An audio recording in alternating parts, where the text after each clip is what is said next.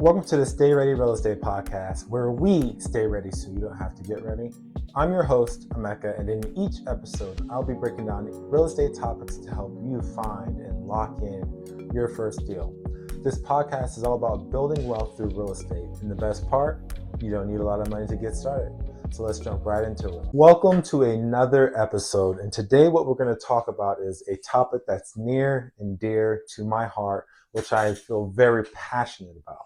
Right? And it is not working in your business. We want to work on our business, not in it, on it. What does that mean? Right? If you are picking up a hammer and you are working in your business, you are a worker, right? I say this saying all the time, being a W-2 employee, maybe I'm not using the right words, right? I love to say, quite frankly, I like to be lazy, right?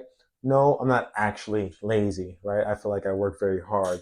What I mean I like to be lazy is I like to figure out a way to get the most done by doing the least amount of work, right? How do I do that? I do that by being resourceful, using other people, and just being the brains of an operation. And I think that is the best way to scale and grow your business. Well, Emeka, how does being lazy correlate to being a real estate investor on a real estate podcast? Well, I'm glad you asked, right?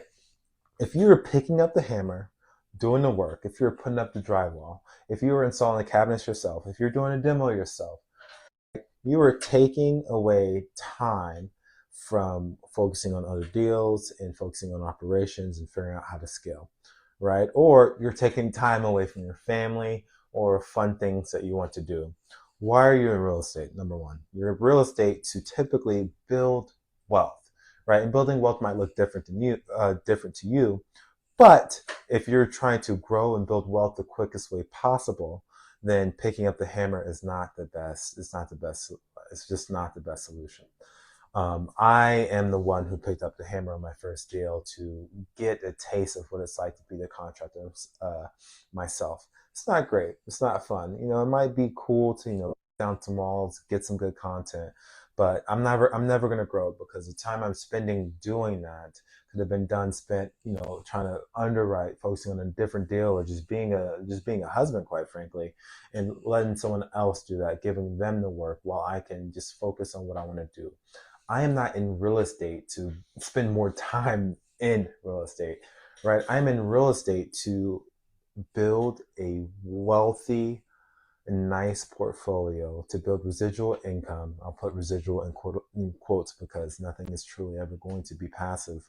But I am in this to grow a business, right? To grow a business.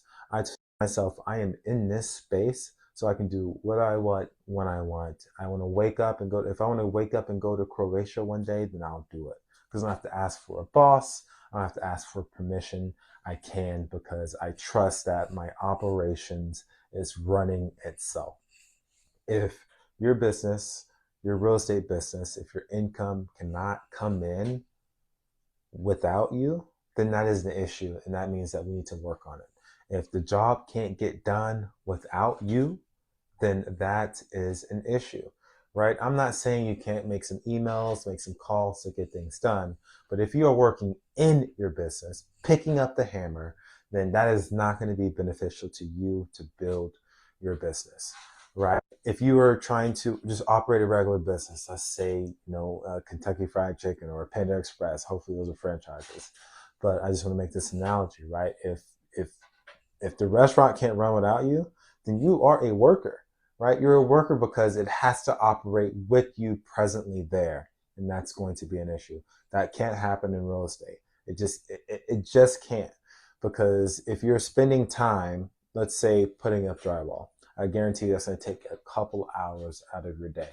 And how are you going to be free from the work life if you have to go into the property and do the work yourself?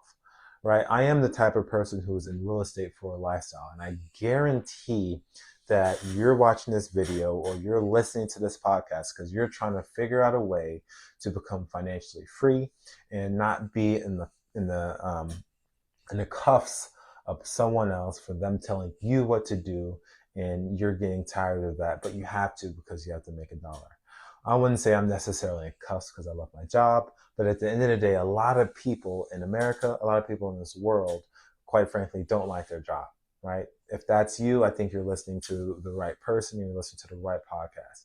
We must figure out a way to be resourceful. We must figure out a way to be lazy and be efficient and get more things done with the least amount of effort. Picking up a hammer, nailing drywall, painting, which I did a lot, pulling down wallpaper, which I've done myself. It's tiring. You may save money, but you're not saving time, right? We're in real estate to get our time back. What is wealth if you're still slaving to, get a house together, right? That might be okay for you, right? Slaving might not be the best word, but I'm just trying to say, if you are having to do this, it's not fun. If you don't enjoy it, then it won't be fun. Real estate won't be for you. If you're trying to build wealth, if you're trying to build the most income, putting that time and that energy into that is not going to buy you time back. Saving that couple $1,000s is not going to help you truly save time. Most people that I know in real estate are doing this not only for just tax benefits, not only just to beat the stocks, not only for retirement, but it's for time. Time is a true value because it's finite. We got about 4,000 weeks to live on this earth. And if we're spending some of that time picking up a hammer to do it, then I don't think that's time well spent. And I will guarantee you will not grow as fast as someone else. This episode's going to be short and sweet, but the point I am trying to make is, if you're going to be working in your business, it's not a business. If you're still doing all of the operations, picking up calls, fixing toilets, doing the property management yourself, vetting tenants, if you're doing everything, if you're wearing all those hats, then you need to reevaluate what you're doing and then take a step back and figure out who, right? A great book I read was Who, Not How. And that basically explains everything I'm talking about.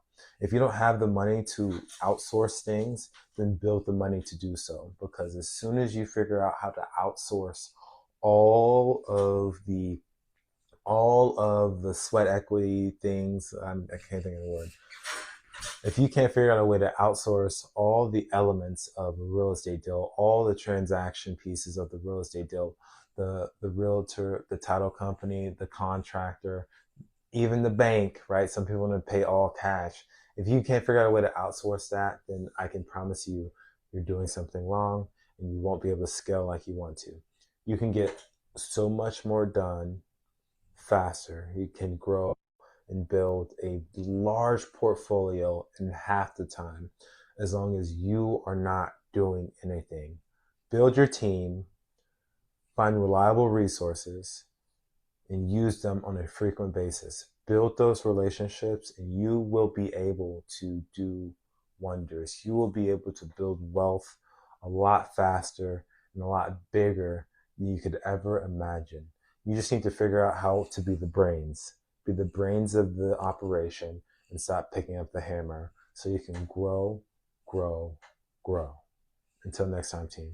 See ya. Thanks for tuning into the podcast. I hope you enjoyed. And if you did, make sure you like and subscribe so you never miss when a new one drops. And if you're loving this content, come join me over on YouTube. My link is down below in the comments. I take you behind the scenes of my real life as a real estate investor. You get to see inside my flips, my rentals. You get to see the full journey of me growing from basically 33 units to 100 units, which is the goal I'm shooting for. No highlight reels, no sugarcoating, just a real thing. See you next week.